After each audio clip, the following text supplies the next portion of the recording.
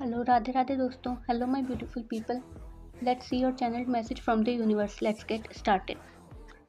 So first one is विदेश जाने के योग बन रहे हैं. I hope it is visible to you.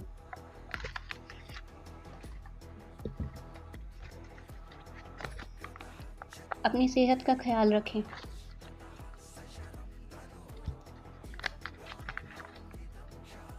सभी का सम्मान करें.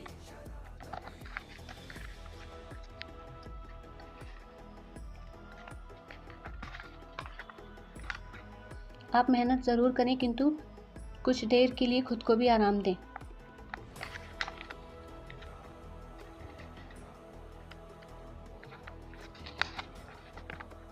अपनी ज़ुबान पर नियंत्रण रखें. सोचकर बोलें.